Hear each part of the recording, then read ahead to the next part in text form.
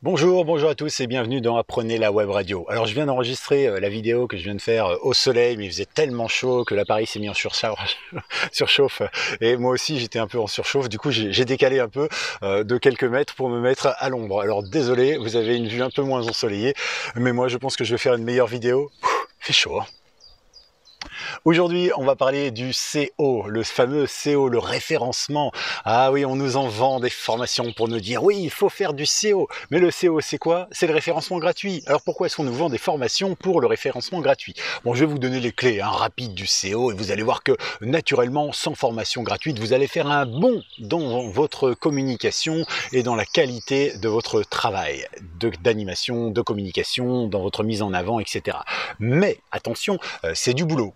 Comme tout, bah voilà, un petit peu comme quand il y a 15 jours, je vous ai parlé un petit peu des affiches. Vous savez, je vous montrais les affiches en disant, bah voyez, là c'est un peu flou, c'est dommage, là l'information elle est là, elle est là, elle est là, etc., etc. Voilà. Après, je ne prétends pas être un spécialiste, simplement je sais faire tourner un site internet et je sais aussi comment ça fonctionne. Alors si vous êtes prêts, eh ben allons-y, go! Et alors, quels sont les réseaux sociaux parmi les plus efficaces? Eh bien, il y a Google en numéro 1. En 2, c'est juste YouTube. Voilà, les deux appartiennent à Google, donc il y a forcément aussi un maillage entre les deux.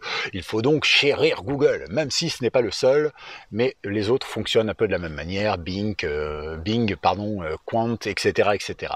Donc, comment ça marche tout ça? Eh bien, d'abord, Google a créé un outil pour lui, voilà, pour se dire, bah, je vais mettre les gens en avant, les entreprises, comme ça elles vont m'aimer moi. Eh bien écoutez, pourquoi pas, après tout, Google est le premier, donc autant le privilégier. Et puis c'est vrai que quand vous cherchez quelque chose sur Google, vous trouvez généralement ce que vous cherchez, par contre quand vous cherchez sur Quant, c'est tout de suite un peu plus compliqué. Alors comment ça marche? Eh bien d'abord vous avez ce qu'on appelle le Google Business, c'est le point numéro 1 qu'on va voir aujourd'hui. Le Google Business, en gros, ça vous crée une espèce de petit site, alors vous n'avez pas trop le choix dans le design ou quoi que ce soit, c'est simple à gérer, il n'y a pas besoin de connaissances particulières, ni en codage, ni en quoi que ce soit. En gros, ça va être tout simple, ça va vous créer une petite fiche produit, et quand vous allez taper le nom de votre activité ou quelque chose, ça va vous géolocaliser et ça va donc vous proposer, vous ou d'autres, d'accord? C'est le principe de Google, et donc avec ce Google Business, vous allez pouvoir mettre votre site internet, votre adresse si vous en avez une évidemment, vos horaires de grille, pourquoi pas quelques affiches, vous allez pouvoir mettre des mots-clés, beaucoup, etc. et renvoyer tout ça vers votre site internet. Voilà, donc c'est un outil qui est naturellement fait pour Google, puisque c'est Google qui le développe, et ça marche très bien pour vous mettre en avant. Donc déjà, ça, je pense que c'est quelque chose de simple, ça prend 3 minutes à faire, un petit peu plus parce qu'il faut recevoir normalement un code par courrier. Alors c'est Google, allez savoir pourquoi est-ce qu'ils font ça, mais dans le principe, ça fonctionne bien, et vous allez, une fois que vous avez reçu votre code, eh bien, pouvoir commencer à rentrer des choses dessus. Alors, je précise que c'est pas à la place de votre site internet, c'est en plus, d'accord? Parce que votre site internet, lui, peut pas tout faire, et ce site de Google ne peut pas tout faire non plus, d'accord? Donc Google Business, à mon avis, c'est déjà un point important, et je le conseille à chaque entreprise avec laquelle je travaille. Ça, c'est le point numéro 1. Maintenant, passons à votre site internet. taradio.com, taradio.bzh, taradio.fr, taradio.eu, taradio.blogspot.com, .tamer, .je ne sais pas quoi. On s'en fiche. Ce qui est important, c'est de bien appeler le réseau social ou le moteur de recherche. Viens petit, viens, petit, viens. Voilà, vous l'appelez. Et ensuite, si votre site est bien conçu, finalement, peu importe l'adresse. L'adresse est juste là pour que les gens vous trouvent plus facilement quand ils tapent taradio.com, par exemple, plutôt que taradio /wix /magique en Bretagne /tamer.com. Voilà, c'est super compliqué, on est bien d'accord. Mais dans le principe, pour le référencement, il n'y a pas besoin de ça. Ça, c'est juste pour que les gens comme vous et moi, quand on tape directement ta radio sur google.com par exemple, on le trouve facilement, d'accord? Donc attention, le nom de domaine n'a pas grand chose à voir avec le référencement. Alors ce qu'il faut savoir sur le référencement, c'est qu'il y a plein de petits paramètres très simples à utiliser qui vont rentrer en ligne de compte. La première, c'est faire un plan de site, entre guillemets. Vous avez énormément de petits plugins sur WordPress, par exemple, qui vous proposent d'intégrer votre site au moteur de recherche de Google, tout simplement. Ça vous crée dans votre espace un petit site, un petit fichier qui s'appelle XML, voilà, .xml, dans lequel vous allez avoir toutes les données, et à chaque fois que vous rentrez un nouvel article, une nouvelle page et tout ça, ça vous crée une petite page XML. Donc c'est super simple, et vous n'avez même pas à vous en occuper. Certains ne savent même pas à quoi ça ressemble. mais ils l'ont quand même. D'accord? Pensez-y bien. Qu'est-ce qui va se passer? Eh bien en fait, à chaque fois que le moteur de recherche va venir sur votre site, il va d'abord aller chercher ce qu'il y a dans ce fichier XML. Après, il va parcourir un peu votre site évidemment, mais pour gagner du temps, il va d'abord chercher ça. Alors si jamais vous n'avez pas ce genre de petit fichier XML, ben, il va chercher à gauche à droite sur votre site, mais il sera moins performant parce qu'en fait, ben là c'est bien rangé, vous voyez, hein, c'est un peu comme quand vous arrivez chez maman, hein, c'est bien rangé, hop, ah, mes chaussettes que j'avais mis là quand j'étais jeune, tout ça, c'est là, bah ouais, maintenant vous arrivez chez vous, vous êtes là que pour dormir, fiesta entre potes tous les soirs, vous ouvrez le placard le matin, vous dites, oh là, j'ai pas fait la lessive là, il y en a partout, bon alors, c'est ça qui est propre? Ah non, ça peut-être, hein, ça vous est déjà arrivé quand vous étiez étudiant? Non? Bon, ne me dites pas que j'étais le seul à faire des fêtes de malade quand même. Bon, et bien dans le principe, c'est comme ça que ça marche aussi. Quand c'est bien rangé, Google et les autres vous trouvent facilement. Donc, pensez à ça, pensez simplement à ajouter un petit plugin si ce n'est pas fait naturellement sur votre site internet. Ça vous fera gagner du temps, ça vous fera gagner en référencement. La seule chose sur laquelle vous pouvez vraiment agir là-dessus, c'est en faisant venir ce qu'on appelle le robot de Google ou d'un autre plus souvent. D'accord? Vous avez la possibilité de le régler, ça c'est souvent dans le header de votre site internet et vous avez tout plein de codes. Et là, vous avez souvent le réseau, le nombre de fois que le robot peut venir sur votre site. Vous lui dites de venir un jour sur deux, vous lui dites de venir 2 jours par semaine, vous lui dites de venir une fois par semaine, une fois par mois, une fois par an, jamais, tout simplement. Vous lui dites de venir tous les jours, vous lui dites de venir une fois par heure, d'accord? Voilà. L'essentiel, c'est qu'effectivement, le robot vienne. Alors, ne faites pas venir le robot une fois par heure si vous publiez une fois par mois. Ça n'a aucun rapport. Le robot va se dire au bout d'un moment, mais tu ne me prendrais pas pour un pigeon? Tu crois que j'ai que ça à faire, moi? Non. Bon, alors, je ne vais plus aller sur ton site tout de suite, ou en tout cas, tu ne passeras pas en priorité. Non, si vous demandez au robot de venir, faites-le au plus juste de votre programmation. Par exemple, sur mes différents sites, moi, je publie tous les jours, sans aucune exception, d'accord? Mais je le fais, même si je fais plusieurs fois par jour des mises à jour, des nouveaux articles, des choses comme ça, eh bien, il se trouve que je fais venir le robot une fois par jour, voire même sur certains sites 2 fois par semaine, parce que l'info qui remonte n'est pas une info d'actualité, mais c'est une info qui pourra rester dans le temps. Donc, c'est pas grave si elle n'est pas affichée tout de suite, d'accord? Donc ça fait partie des choses qui sont très importantes. Réglez bien là-dessus votre petit robot, cherchez sur Internet, vous allez trouver plein de documentation, c'est pas à moi de vous expliquer comment ça marche. Maintenant, ça c'était le point numéro 1. Passons au point numéro 2, c'est la structure même de votre site internet, d'accord? Je ne sais pas trop comment imiter comme ça. En tout cas, quoi qu'il arrive, votre site internet, à vous, il doit être à peu près comme celui-là, ou comme celui-ci, ou comme celui-là. Voilà. Alors, je ne dis pas que ça c'est mal en référencement, attention, je n'ai pas ouvert le code, je ne sais pas ce qu'il y a dedans. Mais ça, c'est tout moche. Mais ça, c'est très bon pour le référencement. Alors, qu'est-ce qu'on y trouve? Eh bien, sur la page d'accueil, on peut trouver jusqu'à 350 mots. En moyenne, c'est ce que veut Google pour bien déterminer sur votre page d'accueil à quoi sert votre site internet. Il faut qu'il le comprenne pour pouvoir bien le référencer, d'accord? Si vous vendez des jouets pour chats, par exemple, eh bien, il faut qu'il puisse comprendre en lisant et en analysant votre texte que vous vendez, vous êtes vendeur, que vous vendez des jouets et que ce sont des jouets pour chats, d'accord? Pareil pour la radio. Pensez à dire que c'est de la radio. Ne proposez pas que des mots comme musique, comme YouTube, comme Genesis, comme Maître Gims, etc., etc. Parce que lui, il va pas comprendre que c'est de la radio que vous faites, d'accord? Donc pensez à dire ça. Alors évidemment, vous pouvez coder pour cacher ces informations, mais l'essentiel c'est que ce soit dans le code du site, puisque c'est ça que Google va faire, d'accord? Donc ça c'est très important et je pense que ça va vraiment vous permettre d'avancer. 350 mots minimum sur la page d'accueil. Il faut aussi minimum 350 mots sur vos pages internet. Il faut minimum 350 mots également dans chaque article. Il faut minimum 350 mots également dans vos catégories. Par exemple, vous écrivez un article sur, je sais pas, une mamie près de chez vous qui fête ses 100 ans. Par exemple, un siècle, magnifique. Et vous écrivez un article. Qu'est-ce qui se passe dans ce cas-là? Eh bien, vous écrivez votre article et puis ensuite vous allez taguer, souvent en mettant dans la catégorie, par exemple, le nom de l'endroit où elle est. Bon, admettons Saint-Brieuc. D'accord. Ensuite, vous mettez autre chose. Vous mettez, par exemple, c'est plutôt du people, du social, de l'anniversaire, je ne sais pas quelles sont vos catégories, et vous la mettez aussi dans cette catégorie. Clac, clac, vous cliquez. Mais pensez, quand vous avez créé vos catégories, à bien renseigner. Par exemple, Saint-Brieuc, ville des Côtes-d'Armor, etc., etc. En mettant ça, en fait, eh bien, vous allez ressortir aussi avec ces mots-clés. Ça va intégrer les mots-clés Côtes-d'Armor, Saint-Brieuc, etc., etc. Vous pouvez mettre d'autres villes aussi, comme Dinan, Loudéac, voilà.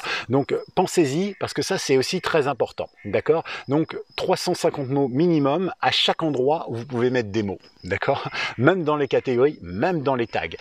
Même si c'est pas visible, pensez-y, parce que ça vous permettra au fur et à mesure d'être référencé. C'est ce que demande Google, hein, c'est pas moi qui l'invente, c'est tout simplement quand vous allez sur n'importe quel site qui vous décrit l'algorithme de Google, Google il dit moi j'attends ça de vous. Donc si vous lui donnez ce qu'il attend, il vous référencera mieux que quelqu'un qui ne lui donne pas ce qu'il attend tout simplement. Autre chose importante, c'est la structure de l'article. Eh oui, parce que votre article ne doit pas être écrit n'importe comment. Alors comment est-ce qu'on fait pour trouver la bonne façon d'écrire un article? Vous allez voir, c'est quand même quelque chose de super simple. Surtout qu'on a des exemples. Allez voir du côté de la presse, voir comment ils s'en sortent. Vous allez voir, je sais pas, 20 minutes, Ouest France, Télégramme, Le Monde. Ils écrivent tous un peu de la même manière. Quoique dans Le Monde, il y a du contenu. Donc parfois, on est être un peu perdu. Mais c'est vrai que vous allez voir la rubrique des chiens écrasés de n'importe quel journal. Aujourd'hui, ils font tous ça. Eh bien, vous allez vous apercevoir que tout est toujours composé de la même manière. Vous avez un gros titre. Ce gros titre, il reprend l'essentiel de ce qu'il y a dans l'article, pour ne pas dire tout l'article dans certains cas. Donc, dans ce gros titre, vous allez simplement vous retrouver avec une mamie fête ses 100 ans à Saint-Brieuc. Là, vous avez déjà tous vos mots-clés. Saint-Brieuc, 100 ans, donc anniversaire, vous faites son 100 ans d'anniversaire, peu importe, et mamie, d'accord? Donc là, ce sont vos mots-clés principaux. Ces mêmes mots-clés, vous allez les utiliser dans une première phrase que vous allez mettre en gros caractères, juste en dessous du titre principal. Redondance numéro 1. Allez hop, une mamie fête ses 100 ans pour son anniversaire, la municipalité était là à Saint-Brieuc. Voilà, où la municipalité de Saint-Brieuc était là, peu importe, l'essentiel c'est de placer les bons, d'accord? Ensuite, une jolie photo sous laquelle il y aura une petite légende qui va reprendre exactement ce qui est dit au-dessus. Vous ne me croyez pas? Regardez sur Internet. Attendez, c'est pas fini. Ensuite, il y a un titre un petit peu moins gros qu'au-dessus qui répète encore une fois la même chose. La municipalité de Saint-Brieuc était venue et avait décidé d'offrir un panier garni à cette dame qui fêtait ses 100 ans cette année à Saint-Brieuc. Encore une fois, on n'a rien appris parce que tout était déjà dans le premier titre, mais ça c'est pour le référencement les enfants. Et c'est pas fini. Ensuite on a un article en général. On commence à dire ce matin Ginette se préparait tout à fait normalement, blablabla, blablabla. Et puis ensuite vous avez un espèce de titre un peu plus gros. Et là c'est marqué et pour ses 100 ans le cadeau machin truc. Hop, ensuite la suite de l'article, et ensuite encore, et elle fut surprise, point d'interrogation, ou 3 petits points, et ensuite, hop, vous récupérez l'article. Et bien ça, c'est tout simplement parce qu'en fait, le groupe Facebook ou autre, Bing ou les autres, vont tout simplement se nourrir de ce que vous avez en titre. C'est ce qu'on appelle les H1, H2, H3, ceux qui regardent un petit peu comment se passe le code de leur site internet, vous apercevez que c'est comme ça que ça marche. Et bien ça, en fait, c'est là-dessus que Google va chercher ses mots-clés. D'accord? Et ensuite, vous avez donc le contenu de l'article, entre guillemets, et là, il va affiner les recherches. Mamie Saint-Brieuc dans le quartier de, je sais pas, des Trois Frères Le Goff, par exemple, etc., etc. Donc voilà, il va affiner comme ça. Donc, pensez bien à lui mettre en avant, en gros, ce que vous voulez voir. Alors, je sais, on n'apprend jamais rien dans ce genre d'article. Tout est dans le titre, je suis bien d'accord avec vous. Mais c'est pour le référencement qu'il y a autant de mots. Et souvent, on arrive dans les 300-350 mots, parce que c'est ce qui est demandé au minimum pour que ça fonctionne. Voilà. Alors certains vous diront un peu moins, certains vous diront un peu plus, ça dépend de la mise à jour en fait de l'algorithme. Sachez d'ailleurs qu'il va y avoir bientôt un nouvel algorithme de Facebook, de Google, pardon, et ce nouvel algorithme va carrément aller chercher dans vos sons et dans vos vidéos les mots que vous prononcez pour pouvoir les intégrer. Et donc là, ça va être génial, ça va arriver dans quelques semaines, mais ça va être aussi terrifiant. Bah oui, parce que vous comme moi, on fait pas forcément, on n'a pas envie d'être référencé sur tout ce qu'on pourrait dire, évidemment. En tout cas, voilà, ça va arriver très très vite. Donc prenez bien soin de ce que vous écrivez. Pensez-y bien. Je suis passé très vite sur l'image parce qu'on va y revenir dès maintenant si vous le voulez bien. L'image, vous avez donc votre image. Pensez à lui donner le nom définitif de l'article. Comme ça, ça va être une référence supplémentaire, elle va être associée à l'article. Pensez à lui donner un ALT, un REL, c'est dans les paramètres de l'image, vous allez trouver sous cela. Vous pouvez aussi lui donner un nom au cas où l'image ne puisse pas s'afficher, comme ça le nom s'affichera. Mais tout ça, ce sont des informations dont les moteurs de recherche sont friands et vont se régaler pour les mettre en avant. Pensez également, et ça je pense que c'est très important, à mettre aussi une légende, parce que la légende, quelque part, elle s'affichera aussi dans Google Photos, etc., etc. Vous voyez, il se passe vraiment beaucoup de choses sur nos pages et on ne fait pas forcément attention. Et avec ça, je vous garantis que rapidement, votre SEO va augmenter. Votre qualité de référencement, alors quand je dis rapidement, il faut savoir que le SEO, ça prend 6-7 ans pour bien se faire, d'accord? Il ne faut pas lâcher avant, mais il ne faut pas lâcher non plus après, au bout de 7 ans, en disant ça y est, c'est fait, ça y est, je suis référencé, c'est cool. Ben non, parce que si vous arrêtez, les moteurs de recherche arrêtent de vous référencer correctement, etc. Hein, c'est ce qu'on appelle le référencement naturel. Pourquoi payer pour un truc que finalement on peut avoir gratuitement parce que eh bien, quand vous prenez un référencement payant, vous allez payer, donc, mais surtout, vous allez vous retrouver avec quelque chose d'un peu embêtant. Quand vous allez arrêter de payer, paf, vous allez redescendre au point zéro. On n'alimente pas, on ne fait pas avancer une BMW ou une Ferrari si on ne met pas d'essence. Eh ben, c'est la même chose avec votre site internet. Donc pensez ça, les ALT, les REL sur les photos, partout vous pouvez mettre du texte, partout vous pouvez mettre vos mots-clés, vous les mettez parce que justement les moteurs de recherche, eux, vont le faire. Une dernière chose que j'avais à vous dire, je lis ma fiche, eh bien c'est tout simplement ne pas oublier la fréquence de diffusion. C'est-à-dire que si vous prenez l'habitude de publier un article par semaine, comme je le fais par exemple moi avec cette vidéo YouTube. Si vous prenez l'habitude de publier un article par jour ou 10 par jour, eh bien pensez-y. Parce que, eh bien, en fait, le moteur de recherche va prendre l'habitude et va se dire, bah tiens, c'est qualitatif parce qu'il y a de la récurrence. Ça veut dire que le type, il est sérieux derrière. Le type ou la fille, peu importe. Hein. Voilà. Donc, c'est important. Il a confiance en vous et donc, il vous préférera vous mettre en avant plus facilement parce que justement ce réseau vous mettra un indice de confiance entre guillemets. Autre chose très intéressante, si vous pondez un article de 3500 mots, d'accord, bien référencé tout ça, vous serez second si quelqu'un fait le même article avec 5000 mots par exemple. Parce qu'au bout d'un certain moment, Google notamment considère que eh bien, le nombre de mots rend l'article plus qualitatif.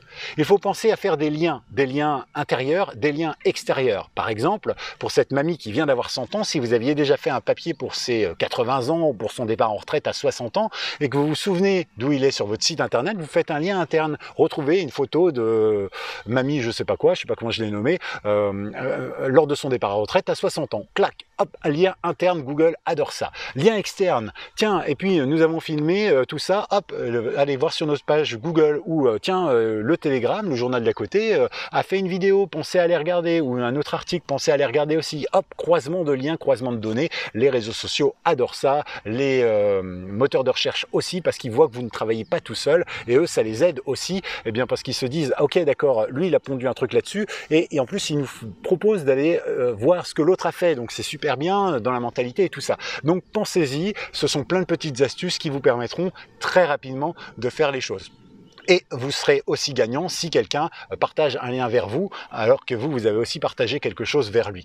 Voilà, attention de ne pas le faire non plus bêtement en disant les gars, on va se faire référencer, d'accord, je vais faire une page, je vais mettre tous vos liens les uns à la suite des autres et vous mettez tout mon lien dans toutes vos pages. Ça marche, d'accord? Ça marche pas. Hein. Google est intelligent, il sait très bien que ça va pas coller et que certains essayent de flouer un peu les choses.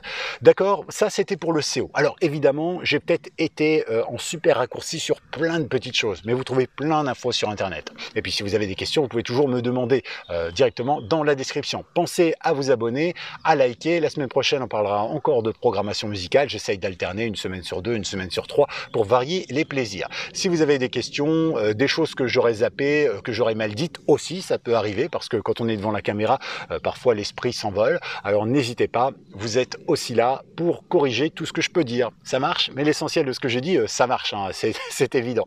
D'accord? Allez, à la semaine prochaine et prenez bien soin de vous. Et à bientôt sur Apprenez la Web Radio. Pensez à vous abonner.